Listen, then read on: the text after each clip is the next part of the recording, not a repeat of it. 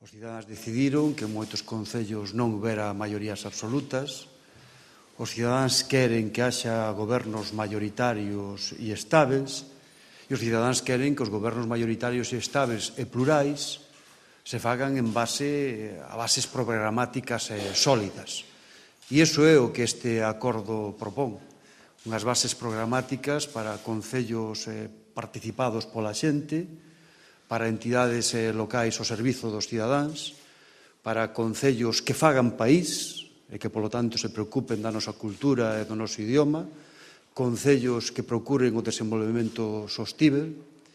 concellos como os que, dende logo, queremos as forzas políticas que hoxe asinamos este acordo.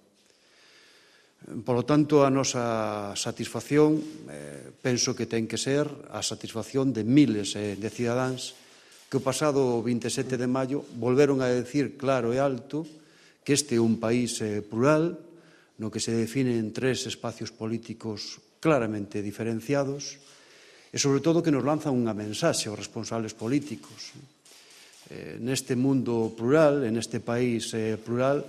as forzas políticas que teñan capacidade de diálogo e, sobre todo, capacidade de concertación, capacidade para chegar a acordos, teñen, dende logo, un futuro ao alcance das súas mans. E creo que as forzas políticas que hoxe asinamos este acordo temos demostrado eso, ser forzas políticas diferentes, pero ao mesmo tempo forzas políticas responsables e maduras que saben chegar a acordos cando os cidadáns así o requiren.